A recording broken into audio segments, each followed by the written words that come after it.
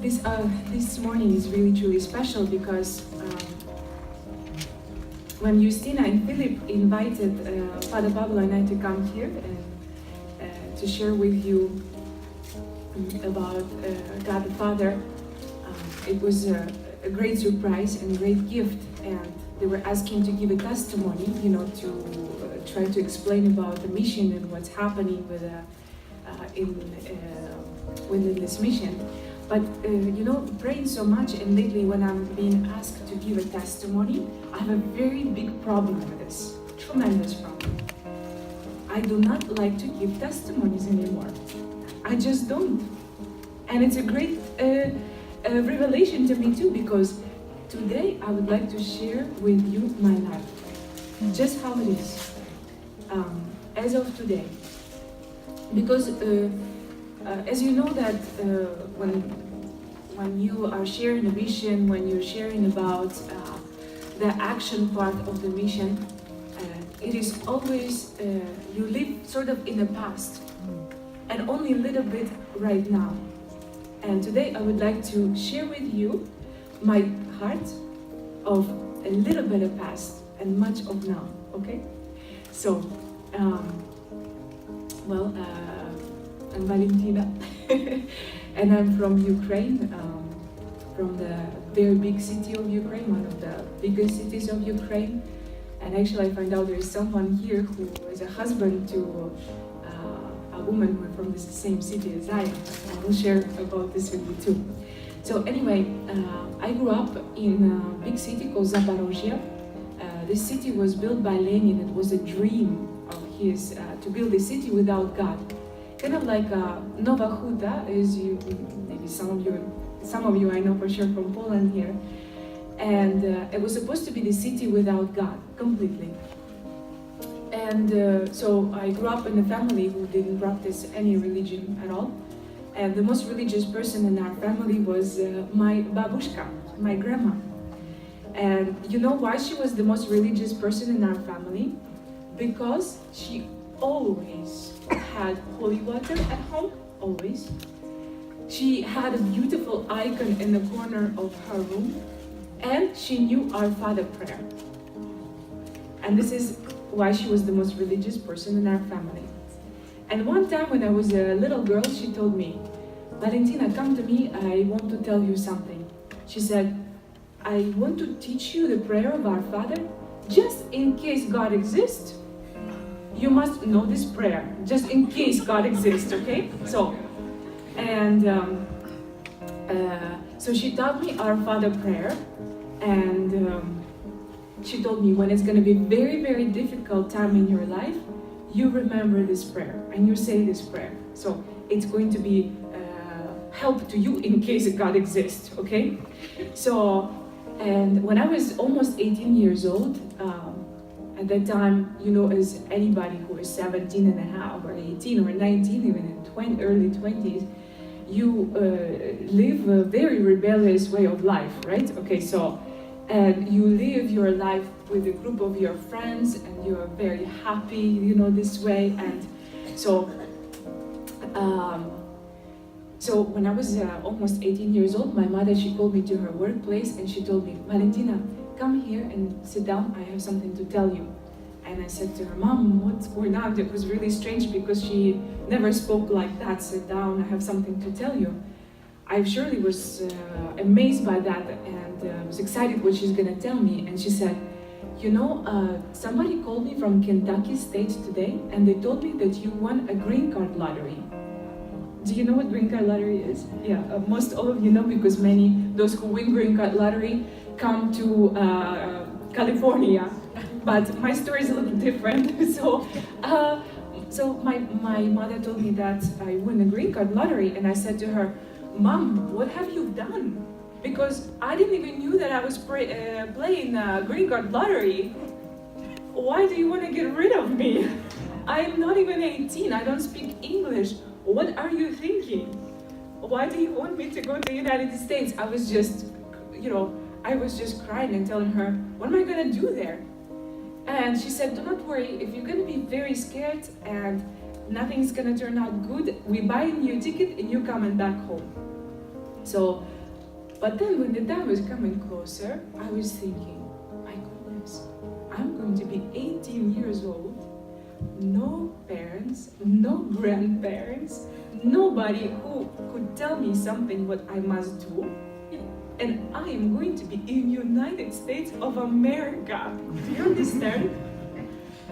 18 years old in United States of America. I was like, oh, Mamma Mia, what a freedom. Why I even thought that I would not go. So realizing all these things, I couldn't wait for the time. So when before this, I had two choices: to go to Denver, Colorado. Have any of you been to Denver, Colorado? Pretty much everyone, okay. I knew that's gonna be the answer. Or Medford, Wisconsin. You don't know where it is. You're just laughing because it's Wisconsin. Medford do not even exist on the map. If you only do like this several times, you know, then you will see Medford, Wisconsin, because it's in the middle of nowhere whatsoever. And you know the reason why I chose to go there? Because my friend, she had a big book. It was Atlas, you know, opening Atlas, and she said, okay, so Denver, Colorado is right here. And Wisconsin is right here. It's closer to Canada. In case you don't like the United States of America, you can go to Canada. And I thought, very wise. She advised me so well, you know, so I decided, this is what I'm going to do. I'm going to Medford, Wisconsin. So I remember when I came to Chicago, I flew to Chicago, and going outside of the airport, I was just seeing this. I was waiting for someone that's supposed to pick me up, and I'm seeing one person waiting, and here's this big black limo coming, taking one person and drives away. Taking another person, drives away. And I thought, my goodness, people here live so amazing, and they just take limo like a bus. And this is all true about America. Okay, so you know it's not, of course. So I was just absolutely fascinated. And I remember it was already somewhere about midnight, and I was taken to Medford, and it was 7-hour drive, and I'm waking up, opening my eyes, and I'm seeing one house, and 1 mile, another house, and another mile, another house, you know, and I thought we're coming closer to the city. So, and I asked, are we probably coming closer to the city? And they said to me, well, Valentyna, you are in a city. So, and I'm from the big city of almost 1 million people, you know, so I was just absolutely shocked in the morning by seeing where I am. So like, okay, you are in a village, that's fine, you know the village, you know, your grandma lives in a village. And I'm like, what am I gonna do here? So I was just, so anyway, when you are an immigrant, there's a time when you go through very, very difficult times. And I know for sure that some of you are immigrants here also, and you go through a very, very difficult time. You cannot even explain that. And when you are young, it's even more, because you are feeling still that your ways are not that yet mature, and yet you're striving so hard, and there's nobody around to really help you, and you really don't know yet what your future will be. And at that time, I was seeing my friends who already been divorced and married for the second time, some divorced twice already at that time, you know, who are living around Russian-speaking people from former Soviet Union country. And I'm seeing they're raising their children in such a impoverished way. I mean, by love, you know? And I was thinking, this is how my life is going to be? I lost absolutely any sense of what my life could be. So I was very young, to say I was 18 years old at the time when I arrived to such a point in my life. I don't know if you ever experienced anything like this. Like, you don't see anything behind you, you don't see anything in front of you, and everything around you is gray. Absolutely nothing. And being so young, to lose sense in life is very dangerous. And I meet so many young people, I'm sure you are too, who are absolutely have no sense in life. Nothing can shake them. Nothing is waking this soul up. It's just like immortal sleeping, you know? And So, and I remember at that time, it had to be so bad because I did not believe in God. I was like, believe or not, you know. I have some profound stories when I was a child, but when you're a teenager, everything gets lost there. We never talked about God with my family, we never talked about God with my friends, and if somebody would bring him up, we would think, you're very strange, just don't even talk about this, because it cannot be true. And you have to understand that the area where I'm from is very communistic still till this day. It's very, very, very been sunk in by communism in such a depth that it made the life of the people paralyzed. And so the same happening to the children, to the youth, to the adults, and so go on and go on and go on. Now, it's been so many years since the communism fell apart, but the remains of that is still so much powerful. So, anyway, and I decided to, I remembered what my grandmother taught me, in case God exists, so it was my last opportunity, basically. Okay, so if you exist, I will pray this prayer. So I prayed Our Father prayer. And I remember that morning so vividly that I will never be able to express to you. It's just imprinted so much in my soul that doesn't matter which words I will try to find you, to explain to you, I will never be able to simply. Because God came into my life as the Father. And I just simply don't know him any other way. So everything was changing so fast that I lost all my Russian-speaking friends immediately. Because they didn't want to have anything to do with me, because all I wanted to do is to talk about my father. So if you don't want to talk about my father, I have nothing to talk to you about. Because I have talked already about everything that I possibly could. And it brought me absolutely nowhere beside that very great place where I was. So everything was done. And what I was beginning to live at that time was completely different. So I was just like, I was working as a hairstylist. That's my profession. And that was my profession. And so I would talk to anyone. If anybody would indicate only that they desire to talk about God, that was it. It was just like my doors were absolutely just opening in front of that person. Tell me about him. Tell me, what do you know? Tell me about Jesus. Tell me about... So I was just really wanting to know God so much. And if somebody didn't want to talk about God, they were just outside of my life entirely. It was like no negotiation whatsoever. Out, you know? So I learned my English by watching many movies. And you know, when you watch movies, there's, especially old movies, there's always going to be a Catholic church, for sure. And there's always going to be that man with a ticket right here. And there's always going to be somebody holding this, okay? And I thought, my goodness, these look so cool. I would like one of them. I really would like one of them. So I decided, it was pure decision, that if I ever go inside of the church, it will be Catholic church. I don't know why I decided. I just decided it's going to be Catholic church. So, in fact, every morning when I was driving to work, I was passing by a Catholic church of St. John the Baptist. I was so drawn to go inside there, I cannot describe to you. I almost like hitting the sidewalk, you know, by turning my head like this, because wanting to go inside without understanding why am I wanting to go there so much. Nowhere else, just that particular church. And so,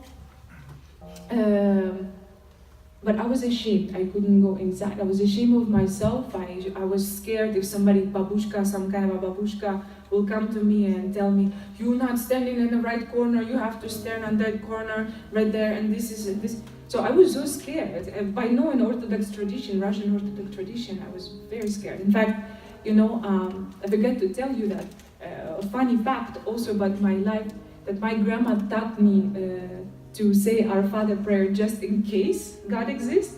So they say they baptized me just in case God exists.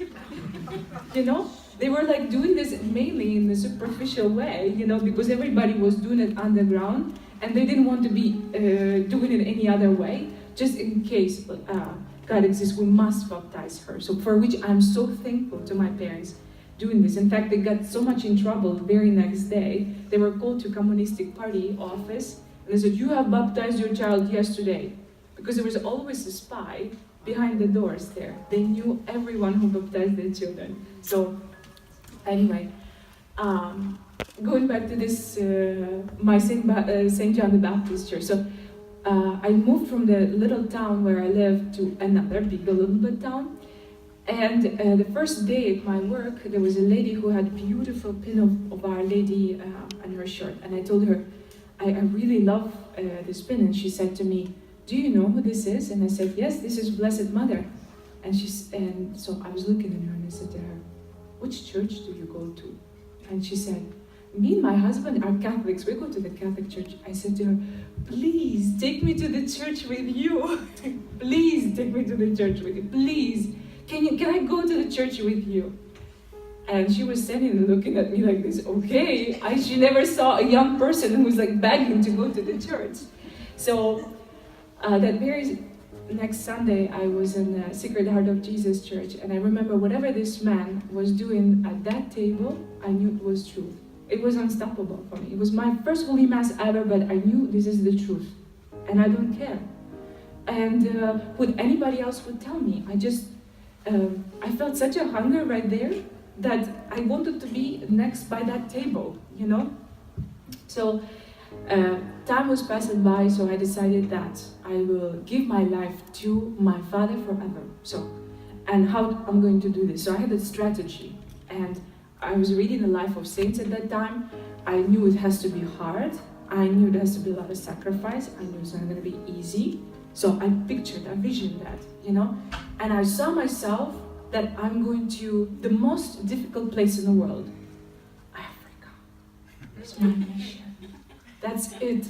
I'm going to sign Peace Corps organization for 2 years, and I'm going to Africa, and I'm going to Ethiopia, and I'm going to serve there poor children who are dying, and I was seeing myself like I'm rocking a child, you know, and I was just in full romantic picture that you could possibly imagine.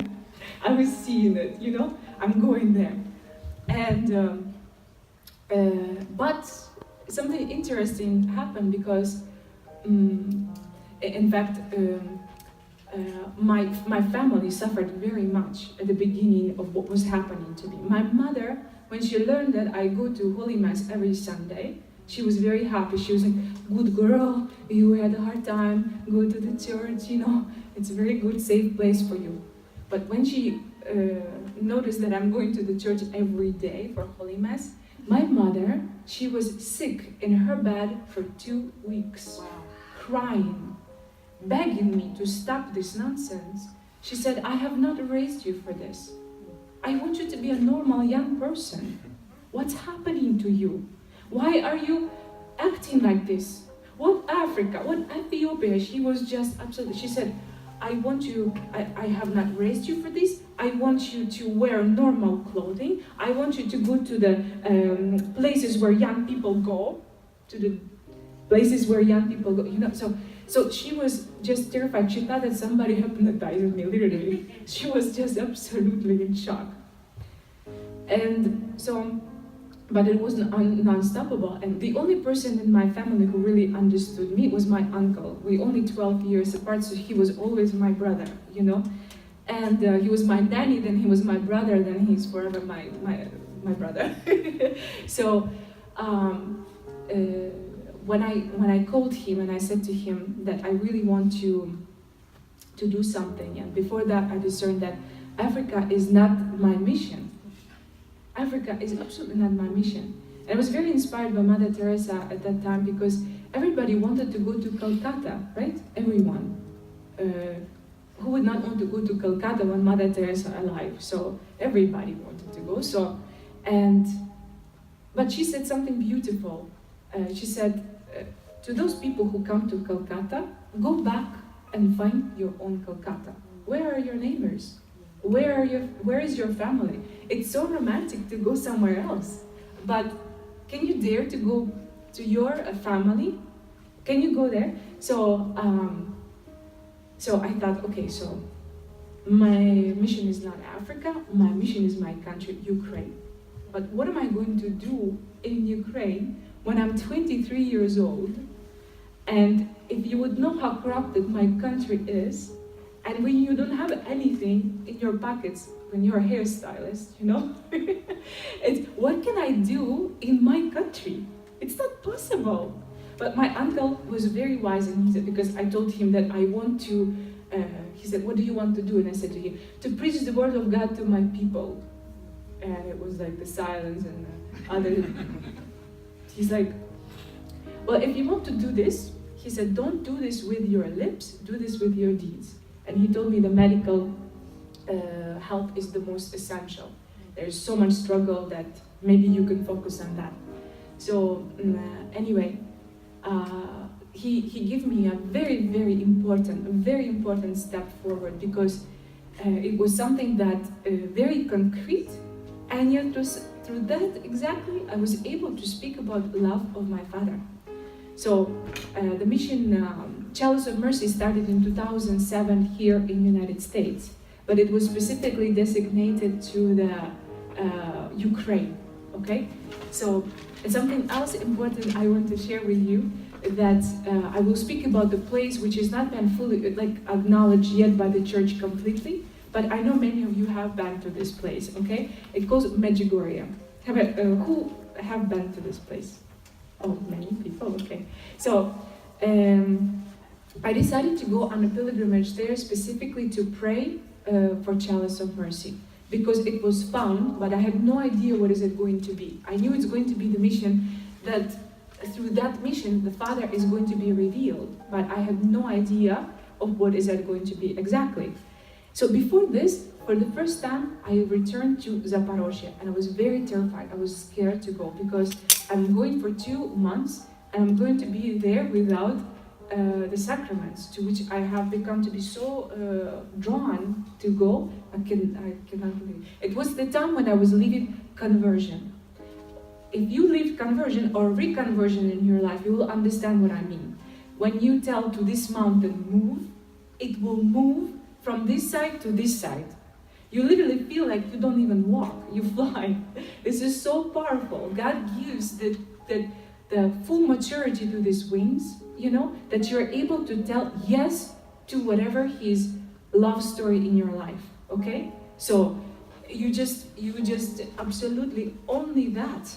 You have no obstacles. You are a free bird without borders at all. And so that was this time.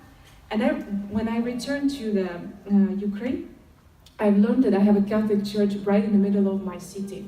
I had no idea there was a Catholic church in the middle of my city. So I went there, and I'm walking inside, and it was just a beautiful icon, and I thought it was Jesus there. And I was just fascinated by the fact that I have a Catholic church right there already. And here's this old lady, this height, comes to me, and with these big glasses like this, 50 years old glasses, and she comes to me, and she introduces herself, and I tell her, wow, what a beautiful church, and what's the name of this church? And she told me, don't you know? This is the first church dedicated to merciful God the Father in the world. I said to her, what? To my Father? This church dedicated to my Father? The first one in the whole entire world, in my city? What are you talking about? I cannot express to you at that time that my whole entire being was shaking inside and out, I understood that there is something happening here, so I was crying so much, and that icon is not Jesus, it's my Father, right there, and so when I met the parish priest, Father Jan, now he became a bishop, 6 years ago, I told him about what's in my heart, and what I feel that there's something is happening here, help me to understand. And so he was the only person who really understood the whole entire mission, not just the point from action, but also from the point of absolutely the depth of the love of the Father that has to be revealed to the world. So it was amazing. So, and then I went to Medjugorje on a pilgrimage, And then something very powerful happened to me, and it's something that I really want to share with you, because it's important that for us in our life, the help of the mother, not only of Jesus, but also of my mother, to me throughout this time. Yep, this is it. So at the end of my pilgrimage, which was very powerful, I cannot describe to you. The first pilgrimage for me was like a worse than atomic bomb that has been, with which I was bombarded right here, and it brought something so vivid to me, how Father listens to my prayer, how He's attentive to me so much. And because it is so long story short, because I can talk about this so much, on my last day of the pilgrimage, I went to the Risen Christ statue. It's a beautiful statue, and I just decided to pray there for the youth from my parish. And because I wanted them to experience the same what I was experienced this time. I become to know these young people. It was I was really drawn for them to also grow, to be with them, to grow with them. So anyway, and I prayed to the Blessed Mother to help me to bring this Ukrainian youth to Medjugorje. About 10 minutes later, I'm not exaggerating to you, not even 1 minute, it's about 10 minutes, that I met the person who, my specific request to the Blessed Mother to help me to bring Ukrainian youth to Medjugorje. And this man tells me that he feels for 3 days already, that he's looking for me, that he feels so much that he needs to help me to bring Ukrainian youth to Medjugorje. This is kind of a long story short to you, okay? So I really didn't even believe what he was telling. But at that time, I was really shocked. I said to him, are you really listening here? This is really happening. So he told me he will help to bring 20 young people. Now, when the mission started, Chalice of Mercy was a medical mission to bring medical supplies to Ukraine, to work with the doctors there, especially OBGYN doctors, gynecology doctors, and to work with them there in Ukraine. And here's these young people coming to Medjugorje in pilgrimage. And all of a sudden I was like, no, this is not possible. I cannot do this like this. I cannot bilocate like Padre Pio, I don't have that gift to be in one place and to be in another place. Something has to happen here. So, and I felt strongly that what have to happen here is that not to try to bring Ukrainian OBGYN doctors to this place, to Medjugorje, on a pilgrimage. And so, long story short, it's been, so more than 3,000 young people to Medjugorje. More than 1,000 OBGYN doctors, which are endless conversion stories. I cannot even begin to describe to you so many, absolutely so many. And a lot of doctors in Ukraine, they perform abortion just absolutely not aware of what it is. That is just like a procedure, 15-minute procedure, it doesn't take a long time at all. But there they were invited to answer three most important questions. Two of them the most. Okay, the third one can be only understood if you answer these two first. It's amazing because these doctors, when they hold the rosary for the first time, and we try to basically teach them about their dignity through this prayer right here, and because it is so simple, this way, to help doctor to understand the value of somebody's life only if they understand the value of their life. How am I going to tell you that this baby is the fruit in the womb if you don't understand that you have also been a fruit of your mother's womb? Not only fruit of the mother, so the father too. And so we ask them three questions, two of them the most important. So when the life begins, it's a very crucial question right there, because they all give different responses. At the 5 month of pregnancy, at the moment of birth, but but only ultrasound technicians know that the life begins from the moment of conception, so because they see that something is happening inside much more than just a blob of cells developing, okay? So, and then the second question is very important. So, when we arrive to this sort of kind of understanding, okay, so we see the baby, how it looks now, we cannot lie to ourselves, we can see, we can deny it, but what we see. It's a baby, it was me like that, exactly. And the second question is, so our life begins at the moment of conception. So then Ukrainians, those even who don't believe in God, they believe we have a soul. Okay, so when we believe that we have a soul, so that has to have a start. So when did it begin? And they say at the moment of birth, at the moment of baptism, at the moment of... So they go on to give a different answers. And of course, when we arrive to this question to the ultrasound technician, when they start seeing the character of the baby, what's happening inside of the womb. And it's just beautiful. I would have to go, it's another talk, truly, about the doctors. So the third question is a funny one, because people who don't believe we have a soul, we have a God, they believe in guardian angels, okay? So it's really interesting. And the question is, when did God give us a guardian angel? They're like shocked, right there, because when do you think God gave you a guardian angel? Of course, because it doesn't, because when God gives us the gift of life, it just doesn't begin somewhere later.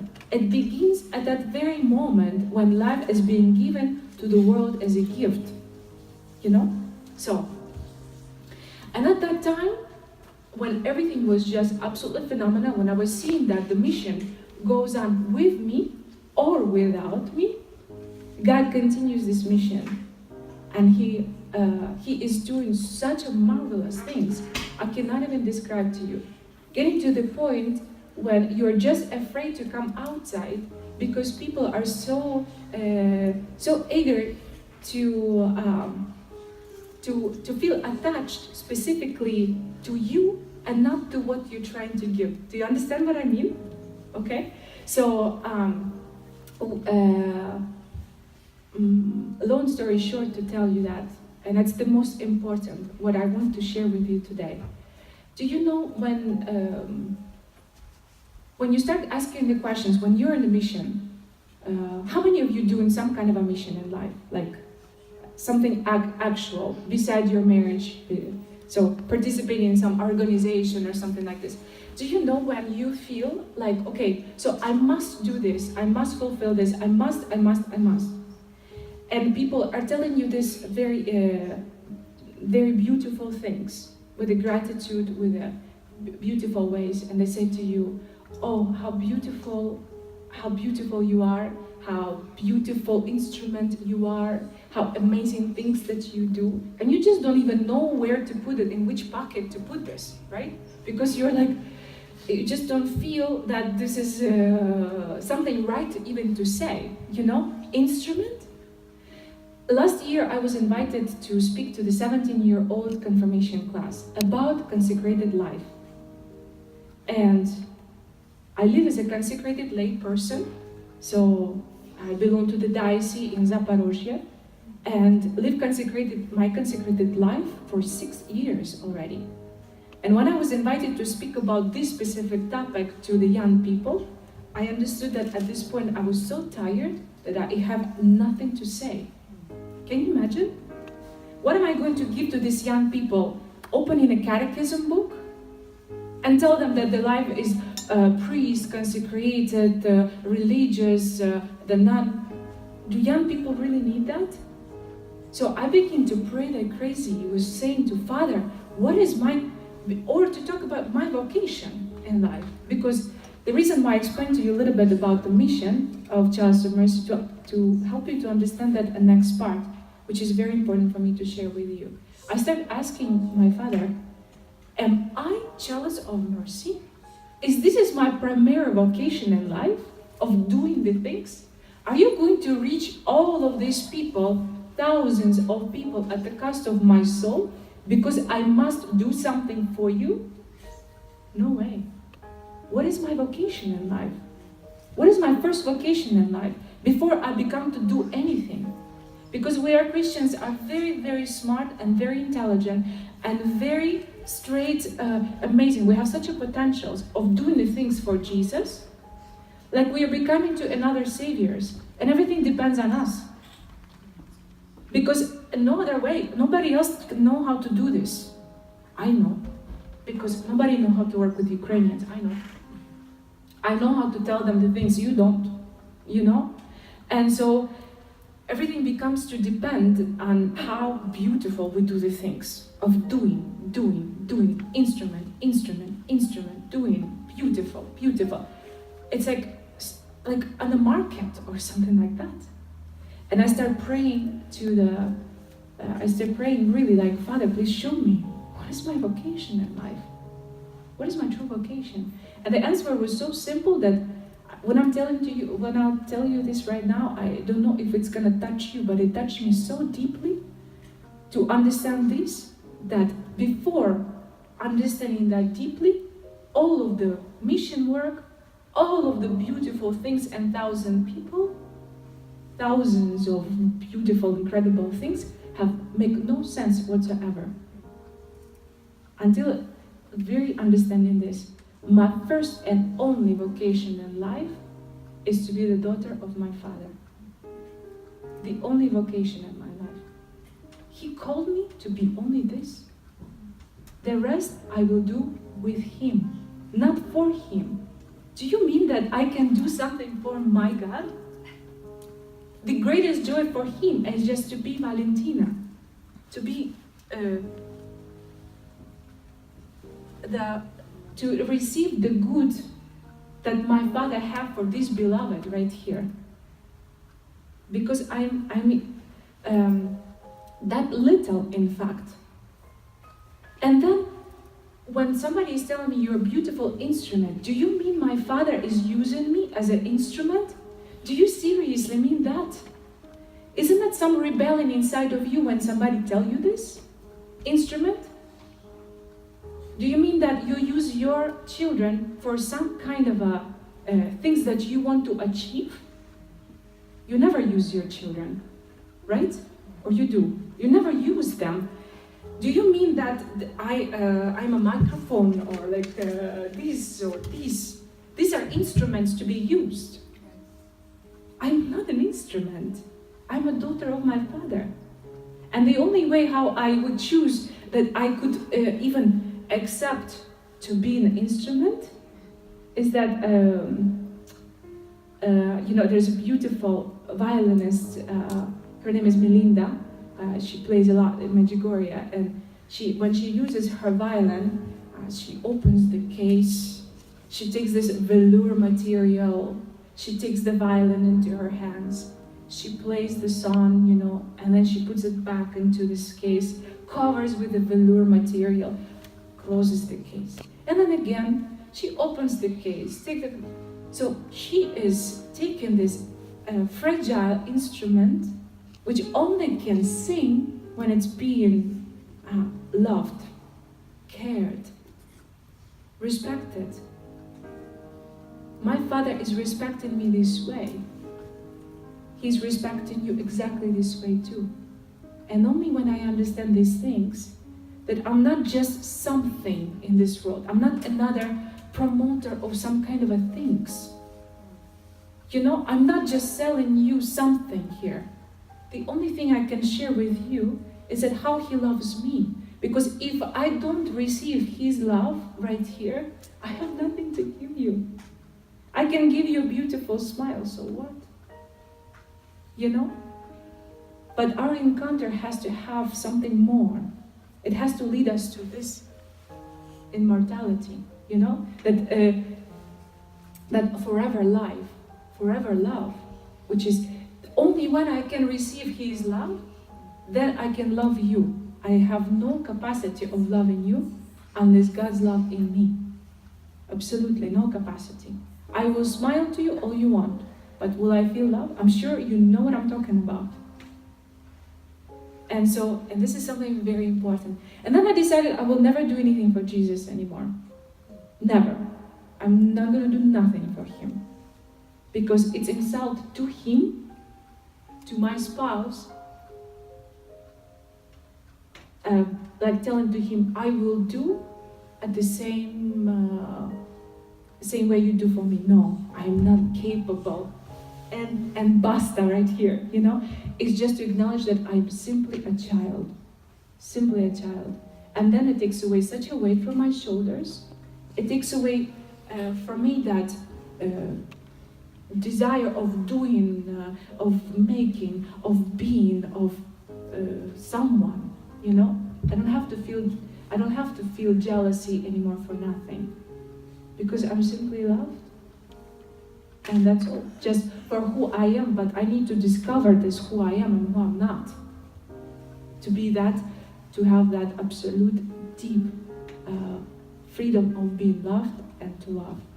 And that's what I wanted to share with you today. Thank you so much.